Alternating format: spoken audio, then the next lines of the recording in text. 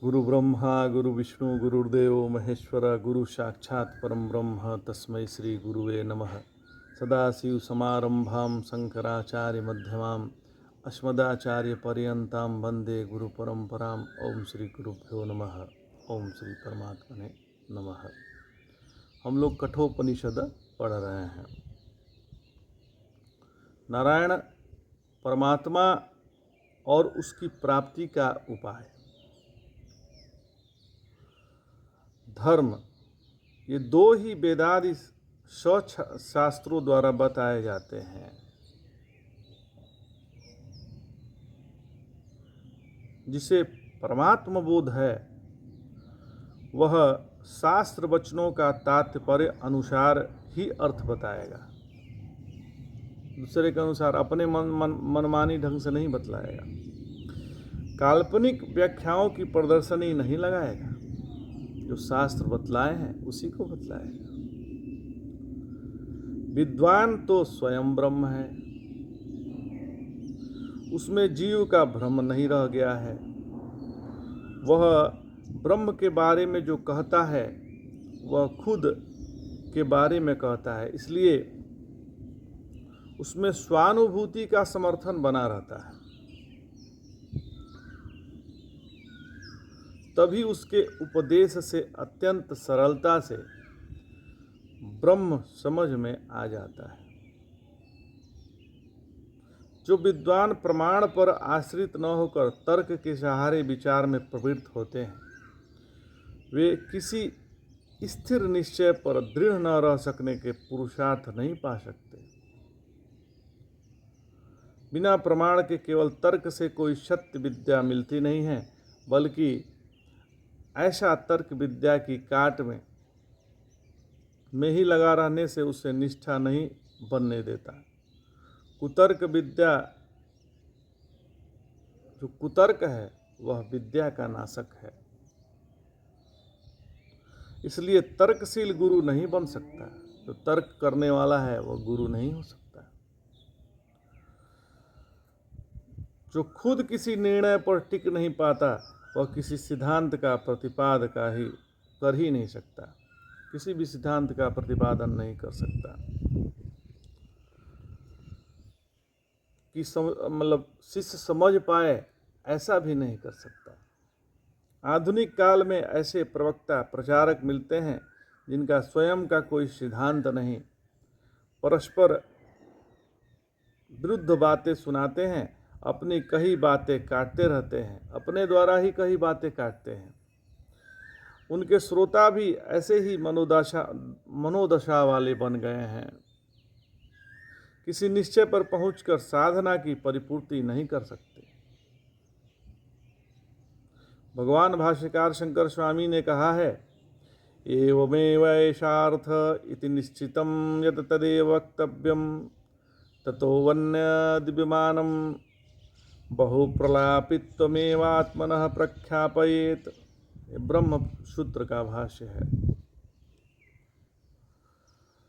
कहते हैं कि यह ऐसा ही है, ये जो ही निश्चित हो जाए वही गुरु को बोलना चाहिए। अनिश्चित बातें कहते रहने से तो यही प्रकट होता है कि हम बहुत बोलने वाले हैं, बड़बोले हैं। ऐसा व्यक्ति गुरु नहीं हो सकता। जिसकी बात पर शिष्य पूर्ण एकाग्र हो, उसे अटल स्वीकार कर खुद के आचार विचार मान्यताएं बदले, वही गुरु हो सकता है। हम तो ये मानते हैं कि जिसके निकट आते ही अपने आचार व्यवहार बदलने शुरू हो जाए, शास्त्र के अनुसार चलने शुरू हो जाए, वही गुरु है। गुरु वही है जो शास्त्र के वचनों को अपने जीवन में धारण कर लिया है। जाहिर सी बात है, उसके आप करीब जाएंगे तो उनके आचार विचार आप में भी आने शुरू हो जाएंगे।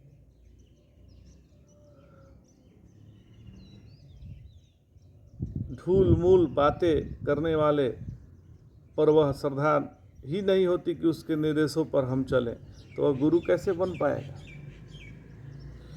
नारायण उपनिषद ने कहा है कि आत्मज्ञान उसी से पाना चाहिए जो श्रोत्रिय हो और साथ ही साथ ब्रह्मनिष्ठ हो, जिसने विधिवत वेद का अध्ययन किया है और पुनरावृत्ति द्वारा याद रखा है कि वह श्रोत्री कहलाता है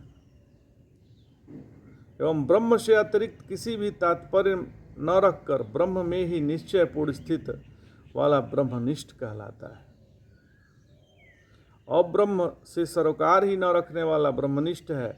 यह बताने के लिए भगवान भाष्यकार शंकर ने सर्व कर्म त्यागी की ही ब्रह्मनिष्ठा स्वीकारी है। जब तप आदि में निष्ठा रखते हुए ब्रह्मनिष्ठ नहीं हुआ जा सकता। निष्ठा अनेकों पर नहीं होती, न आंशिकों पर होती है। गुरु वही होगा जो पूर्णतः ब्रह्म में ही निष्ठा वाला है।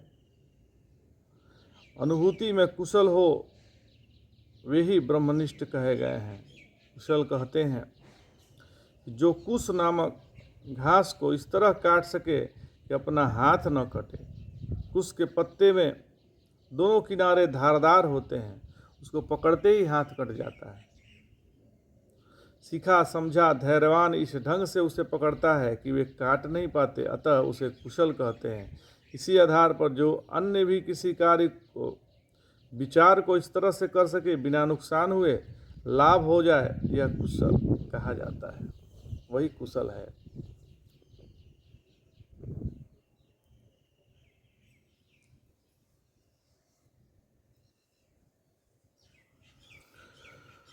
आगम में भी कुशल हो। इस प्रसंग दो प्रकार की कुशलता कही। पहली है आगम। आगम अर्थात वेद और उसकी संप्रदाय आगत व्याख्या। जो व्यक्ति स्वयं को घायल करना चाहे उसके लिए सुई ही काफी है, लेकिन दूसरों को मारने के लिए तलवार आवश्यक है। ऐसे ही केवल स्वयं का अज्ञान मिटाने के लिए जो थोड़ा सा अध्ययन पर्याप्त है। एक मांडुक्योपनिषद भी पढ़ ली जाए तो मोक्षों का काम बन सकता है। लेकिन गुरु बनकर शिष्यों को ज्ञान देने के लिए वेदादि का विस्तृत नाना दृष्टिकोण से समझा बुझा ज्ञान उसे विरोधी युक्तियों से बचाकर अनुकूल युक्तियों से मंडित करने की प्रज्ञा अत्यंत आवश्यक है।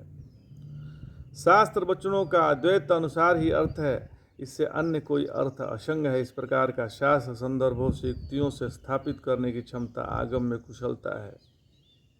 शिष्यों के मानस स्तर और बौद्धिक स्तर विभिन्न होते हैं। उनकी शंकाएं संगत असंगत दोनों होती है। अनेक प्रश्न दार्शनिक परिपाटी में ढले हुए नहीं होते। इस सब तरह की समस्याओं का हृदयग्रामी समाधान दे सके वही गुरु है। अर्थात कुशलता अनुभूति में व्यवहार काल की द्वैत प्रतीति विचार प्राप्त द्वैत अनुभव को विचलित कर सके, यह समर्थ अनुभूति में कुशलता है। हे महादेव, निरुपाधिक तत्व जब सोपाधिक होकर सम्मुख आए तब भी उसकी सच्ची उपाधि निरपेक्षता पहचानने में विलंब न करे। ऐसे विद्वान अनुभव में कुशल कहा जाता है। मन बुद्धि की वृत्तियों से निरंतर विषय व्यवहार के रहते हुए भी साक्षी के अविचलता कायम रहे, तभी वह ब्रह्मनिष्ठ उपदेश हो सकता है। ऐसा श्री गुरुदेव भगवान कह रहे हैं। ऐसा अनुभवी गुरु हो तभी योग्य शिष्य का अज्ञान मिटा सकेगा। तो आज इतना ही। जय जय शंकर। हर हर शंकर। नमामि शंकर भजामि शंकर। नमः पार्वती पतये। हर हर महादेव।